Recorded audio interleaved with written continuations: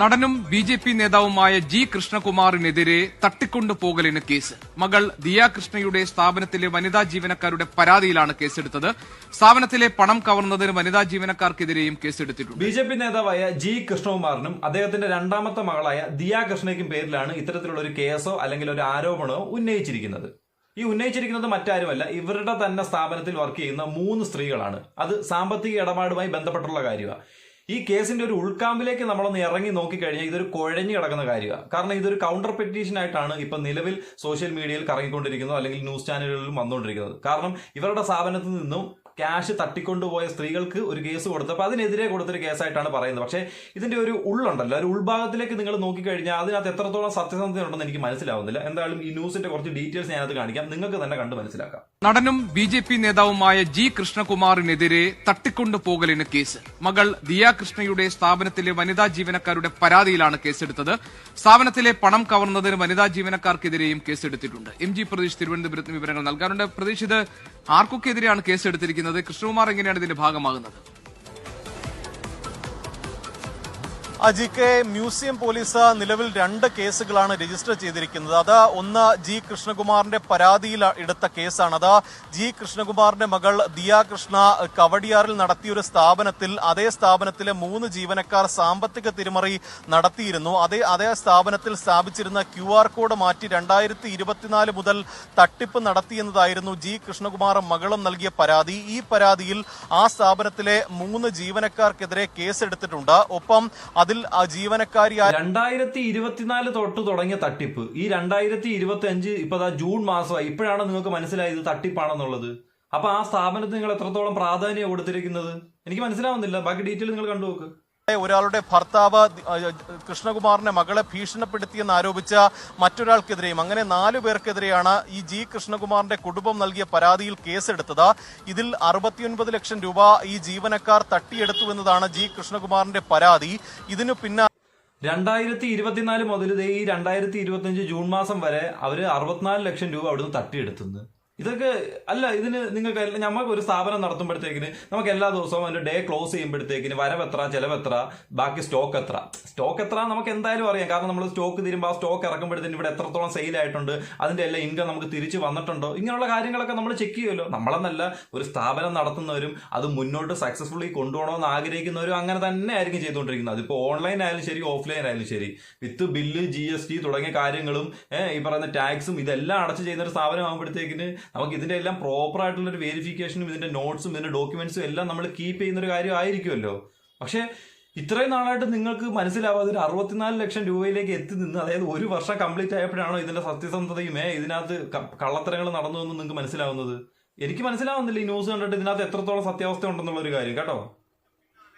ഈ പ്രശ്നം പരിഹരിക്കാമെന്ന് പറഞ്ഞ് ഈ ജീവനക്കാരെ വിളിച്ചു വരുത്തുകയും അവരെ തട്ടിക്കൊണ്ടുപോയി ഭീഷണിപ്പെടുത്തി പണം കവർന്നു എന്നതിനാണ് ജി കൃഷ്ണകുമാറിനും മകൾക്കുമെതിരെ മറ്റൊരു കേസ് കൂടി ഇപ്പോൾ മ്യൂസിയം പോലീസ് എടുത്തിരിക്കുന്നത്. അതായത് ജി കൃഷ്ണകുമാറും അദ്ദേഹത്തിന്റെ മകൾ പ്രഗ്നന്റ് ആയിട്ടുള്ള ദിയയും ഇവർ 2 കൂടെ ചേർന്നിട്ട് 3 പെണ്ണുങ്ങളെ ഒരു ആണിനെ കൂടെ തട്ടിക്കൊണ്ടുപോകുന്നു. ജീവനക്കാരുടെ കയ്യിൽ നിന്ന് 8 ലക്ഷത്തിലധികം രൂപ ഈ വാങ്ങിയെടുത്തതിന്റെ രേഖകൾ ഉൾപ്പെടെ പോലീസിന് ലഭിച്ചിട്ടുണ്ട്. ഇതിൽ കൃഷ്ണകുമാറിനെതിരെ തട്ടിക്കൊണ്ടുപോകൽ, സ്ത്രീത്വത്തെ അപമാനിക്കൽ ഉൾപ്പെടെയുള്ള വകുപ്പുകളാണ് നിലവിൽ മ്യൂസിയം പോലീസ് ചുമത്തിയിരിക്കുന്നത്. ഒപ്പം ജി കൃഷ്ണകുമാറിന്റെ മകളായ ദിയ കൃഷ്ണയ്ക്കെതിരെയും കേസ് എടുത്തിട്ടുണ്ട്.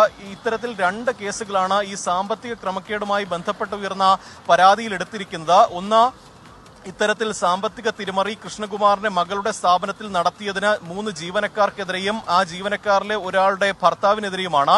അവരെ ഭീഷണിപ്പെടുത്തി പണം അപഹരിക്കാൻ അല്ലെങ്കിൽ പണം തിരിച്ചുപിടിക്കാനായി ഇവരെ വിളിച്ചു വരുത്തി ഒരിടത്ത് കൊണ്ടുപോയി തട്ടിക്കൊണ്ടുപോകാൻ ശ്രമിച്ചു എന്നതാണ് ജീവനക്കാരുടെ പരാതി. ആ പരാതിയിലാണ് കൃഷ്ണകുമാറിനും മകൾക്കുമെതിരെയും ഇപ്പോൾ കേസെടുത്തിരിക്കുന്നത്. ഇതുമായി ബന്ധപ്പെട്ട നിലവിൽ മ്യൂസിയം പോലീസ് വിശദമായ അന്വേഷണം നടത്തി വരുന്നുണ്ട്. അതിനുശേഷം മാത്രമായിരിക്കും മറ്റു നടപടികളിലേക്ക് കടക്കുക എന്നതാണ് മ്യൂസിയം പോലീസ് അറിയിക്കുന്നത്. നിലവിൽ ഈ ഒരു കേസുമായിട്ട് ബന്ധപ്പെട്ട് ഇവർ വിളിച്ചു വരുത്തിയിട്ടുണ്ട്. വിളിച്ചു വരുത്തുകയും ഈ കേസിനെ പറ്റി, ഈ തട്ടിപ്പിനെ കുറിച്ച് ഈ 3 സ്റ്റാഫുകളോട് ചോദിക്കുകയും ചെയ്തു. അതിനെ തുടർന്ന് അവരത് സമ്മതിക്കുകയും ചെയ്തു എന്നാണ് ഇപ്പോൾ സോഷ്യൽ മീഡിയ പറയുന്നത്. അതിനെ തുടർന്നാണ് ഇവർ 8 ലക്ഷം രൂപ ഇവർക്ക് കൊടുത്തതും.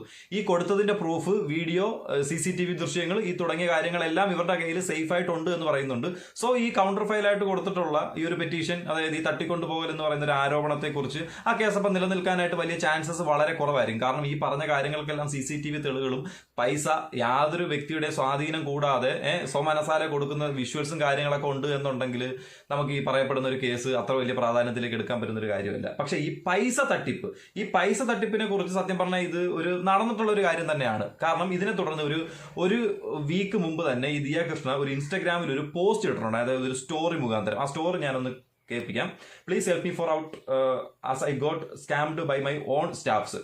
Hello dear Insta family, if anyone has visited my store anytime and the staffs requested to pay the amount to their personal number or scanner, please do let me know immediately. Please do not pay to any staff personal number. My personal account number scanner is provided in the store. പിന്നെ ആ സ്റ്റോറിന്റെ ID എന്താണെന്ന് കൊടുത്തിട്ടുണ്ട്. ഇത്തരത്തിലൊരു story ഈ കുട്ടി ഒരു 1 week മുമ്പ് തന്നെ പോസ്റ്റ് ചെയ്തിട്ടുണ്ട്. അപ്പം ഇത്തരത്തിലൊരു സ്കാം നടന്നു എന്നുള്ളത് സത്യസന്ധമായിട്ട് ഒരു കാര്യം തന്നെയാണ്. പക്ഷേ അതിനെ തുടർന്ന് ഇപ്പോൾ ഒരു കൗണ്ടർ ഫയലായിട്ടുള്ള പെറ്റീഷനായിട്ടാണ് വന്നിരിക്കുന്നത്. ഇതേ കേസ് തന്നെ ഒരു 1 വീക്ക് മുമ്പ് സോഷ്യൽ മീഡിയയിൽ ഒരു ന്യൂസ് തന്നെ വന്നിട്ടുണ്ട്. ആ ന്യൂസ് ഞാൻ ജസ്റ്റ് ഒന്ന് കാണിച്ചു തരാം. സോഷ്യൽ മീഡിയയിൽ സജീവമായിട്ടുള്ള ദിയ ഒരു സിനിമയിൽ അഭിനയിച്ചിട്ടില്ലെങ്കിൽ പോലും ആരാധകരേറെയാണെന്ന് പറയാം. ദിയയോട് ആരാധകരെല്ലാം ചോദിക്കുന്നതും ഒരുപാട് കാര്യങ്ങളാണ്. ഇപ്പോൾ അക്കൂട്ടത്തിൽ ദിയയ്ക്ക് പറയാനുള്ളത് ഒരു സങ്കട കാര്യമാണ്. ശരിക്കും പറഞ്ഞാൽ താൻ പറ്റിക്കപ്പെട്ടു എന്ന് മനസ്സിലായപ്പോഴുള്ള കാര്യം. ദിയയുടെ മുൻ സ്റ്റാഫുകൾ തന്നെയാണ് ഇപ്പോൾ തന്നെ പറ്റിച്ചത് എന്നാണ് ദിയ പറയുന്നത്. മുൻ ജീവനക്കാരികളായി വന്ന വനിതകളുടെ പേരാണ് ഇപ്പോൾ 1 വർഷമായി തട്ടിപ്പ് നടത്തിയെന്ന വിവരത്തിൽ ദിയ കൃഷ്ണ പറയുന്നത്. ആദ്യം ഓൺലൈനായി നടന്നിരുന്ന ബിസിനസ് അടുത്തിടെ തിരുവനന്തപുരം നഗരത്തിലെ തന്നെ ഒരു ഷോറൂം എടുത്ത് മാറ്റുകയായിരുന്നു ദിയ. അവിടെ തന്നെ 3 സ്റ്റാഫുകളുണ്ടായിരുന്നു. ആ 3 സ്റ്റാഫുകളും കൂടി പറ്റിച്ചു എന്നാണ് ഇപ്പോൾ ദിയ പറയുന്നത്. നിലവിൽ ഓൺലൈനായും ഷോറൂം വഴിയും വിൽപ്പന നടക്കുന്നുണ്ട്. എന്നാൽ ഇവിടെ പേയ്മെൻറ്റുകൾ ബന്ധപ്പെട്ട് വലിയ തട്ടിപ്പ് നടന്നു എന്ന പരാതിയാണ് ദിയ കൃഷ്ണ ഉന്നയിച്ചിരിക്കുന്നത്. തൻ്റെ ഉടമസ്ഥയിലുള്ള സ്ഥാപനത്തിലെ മുൻ ജീവനക്കാർ സാമ്പത്തിക തട്ടിപ്പ് നടത്തിയെന്ന പരാതിയുമായി ഇൻഫ്ലുവൻസർ ദിയ കൃഷ്ണ എത്തിയിട്ടുണ്ടായിരുന്നു. ഉബായോസി എന്ന ആഭരണങ്ങളും സാരിയും വിൽക്കുന്ന ഓൺലൈൻ പ്ലാറ്റ്ഫോമിലെ ജീവനക്കാരികളാണ് തട്ടിപ്പ് നടത്തിയതെന്നാണ് ദിയ കൃഷ്ണ പറയുന്നത്. കടയിലും ഓൺലൈനിലൂടെയും ഈ ഒരു കേസിനകത്ത് ഒരു 1 വീക്ക് മുമ്പ് തന്നെ ഇത് തിരിച്ചറിയുകയും ഇതിനെ തുടർന്ന് എല്ലാവർക്കും ഒരു അലർട്ട് കൊടുത്തിട്ടുള്ള കാര്യം തന്നെയാണ്. അപ്പൊ ഈ കേസ് ഇപ്പം വന്നതല്ല, അല്ലെങ്കിൽ ഇന്ന് ജനറേറ്റ് ചെയ്തൊരു സാധനമൊന്നും അല്ല ഈ പറഞ്ഞ ആരോപണങ്ങളോ അല്ലെങ്കിൽ ഒരു കേസോ. കടയിലും യഥാർത്ഥ പേയ്മെൻറ്റ് സ്കാനറിന് പകരം ആരോപിതരായ ജീവനക്കാരികൾ തങ്ങളുടെ സ്വന്തം നമ്പറുകൾ നൽകി എന്നാണ് ദിയ പറയുന്നത്. കടയിലെയും ഓൺലൈനായും നൽകിയിട്ടുള്ള സ്കാനർ വർക്കാകുന്നില്ലെന്ന് പറഞ്ഞുകൊണ്ടാണ് ഇവർ സാധനങ്ങൾ വാങ്ങിയവരോട് തങ്ങളുടെ നമ്പറിലേക്ക് പണം നയിക്കാൻ ആവശ്യപ്പെട്ടിരുന്നത്. എന്തൊക്കെ പറഞ്ഞാലും ഇത് ഇവരുടെ ഉത്തരവാദിത്തം ഇല്ലായ്മയായിട്ട് നമുക്ക് പറയാൻ പറ്റത്തുള്ളൂ. കാരണം ഒരു സ്റ്റാഫ് ഇങ്ങനെ ചെയ്യണമെന്നുണ്ടെങ്കിൽ നിങ്ങൾക്ക് ഉത്തരവാദിത്തം ഇല്ലാത്തതുകൊണ്ട് മാത്രമായിരിക്കും. നിങ്ങൾക്ക് കൃത്യമായിട്ട് അക്കൗണ്ടിൽ വന്നുകൊണ്ടിരിക്കുന്ന ട്രാൻസാക്ഷനകത്ത് ഒരു കുറവ് വന്നാലോ, അല്ലേ, നമുക്ക് ഒരു മന്ത് നമ്മൾ ക്ലോസ് ചെയ്യുമ്പോഴത്തേന് വരവ് ചെലവ് നോക്കിയാലോ, ഡേ ക്ലോസ് ചെയ്യുമ്പോൾ ഡേയിൽ വരുന്ന വരവ് ചെലവും അവിടുത്തെ സ്റ്റോക്ക് ഒന്ന് ക്ലിയർ ചെയ്ത് കഴിഞ്ഞാൽ അപ്പം തന്നെ തീരാവുന്ന കാര്യമുള്ളൂ. ചിലപ്പോൾ ഒരു 50,000 രൂപ സ്കാമിനകത്ത് വന്ന് തീരേണ്ട കാര്യം നിങ്ങളുടെ അശ്രദ്ധക്കുറവോ നിങ്ങൾ ശ്രദ്ധിക്കാതിരുന്നത് കൊണ്ടുമാണ് ഇതാ കറങ്ങി തിരിഞ്ഞ് ഈ ഒരു ലെവലിലേക്ക് വരെ, അല്ലെങ്കിൽ ഒരു 64 ലക്ഷം രൂപയുടെ ഒരു തട്ടിപ്പിലേക്ക് വരെ എത്തി നിൽക്കുന്നത്. ഈ തട്ടിപ്പിന്റെ എല്ലാം കൃത്യമായ CCTV വിഷ്വൽസ്, ഡീറ്റെയിൽസ് തുടങ്ങിയ കാര്യങ്ങളെല്ലാം നിങ്ങളുടെ കയ്യിലുണ്ട് എന്നുണ്ടെങ്കിൽ നിങ്ങൾ ആരോപിച്ച കാര്യങ്ങളെല്ലാം കൃത്യവും സത്യസന്ധമായുള്ള കാര്യമാണെന്ന് സോഷ്യൽ മീഡിയ അല്ലെങ്കിൽ ഈ നാട്ടിലെ ജനങ്ങൾക്കും കൃത്യമായി മനസ്സിലാവുന്ന ഒരു കാര്യമായിരിക്കും. പ്രീമിയം കസ്റ്റമേഴ്സ് കേന്ദ്രീകരിച്ചുകൊണ്ടാണ് ഇവർ പ്രധാനമായും തട്ടിപ്പ് നടത്തിയത്. ഒരാളിൽ നിന്ന് 50,000 രൂപ വരെ തട്ടിയെടുത്തിട്ടുണ്ട്.